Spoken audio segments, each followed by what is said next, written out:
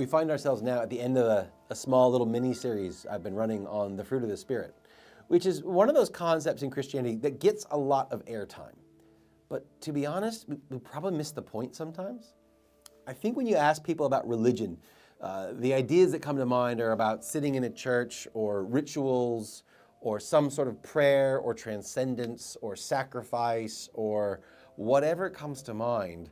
The words of the fruit of the Spirit, love, joy, peace, patience, kindness, goodness, faithfulness, gentleness, and self-control, those are words we often forget to associate with the practice of religion. But really, it's at the core of what Christianity has always been about.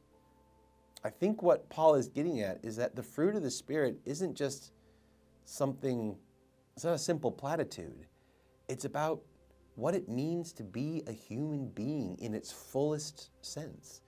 And the more I think about that, the more I realize that it's hard to look across history and space and time and find a group of people that weren't in some way looking for those very 9 characteristics. They may have gone about it very differently, and they may have very different understanding of what those ideas looked like in their context. But at the core of what it means to be a human being, that's what we're looking for. We're looking for love. We're looking for peace. We're looking for goodness. We're looking for kindness and gentleness and all of those things. And that's what God longs to bring about. And when you realize that Christianity is about God putting himself into us so that we can become those things for other people, it changes the way you view yourself and you view the world. The message of the gospel is not one that you have to produce this stuff yourself, because the message of the gospel is that you can't. God meets our lack of the fruit of the Spirit, not with judgment or condemnation, but with mercy and forgiveness and grace. That's what the crucifixion and the resurrection are all about. And then when you believe that, when that idea really sinks into your person, he puts a bit of himself into you. So we become this mixture of humanity and divinity, not terribly dissimilar to the way that Jesus was equally both of those things. We're just learning how to do it.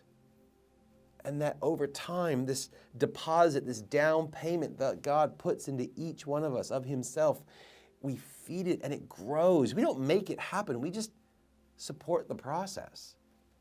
And then that fruit of the Spirit is the natural outworking of God transforming us more and more into his image so that we can take that image into a broken world and bring that same hope and that same love and that same joy that he's put into each of us out into the world.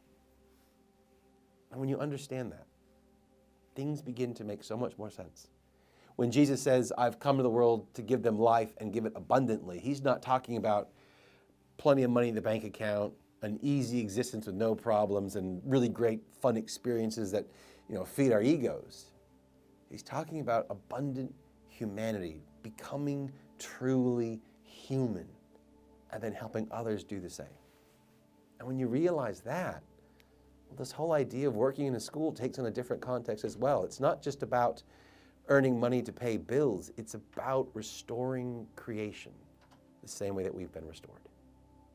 So the fruit of the Spirit, it's a song we teach little kids to sing, but it means so much more.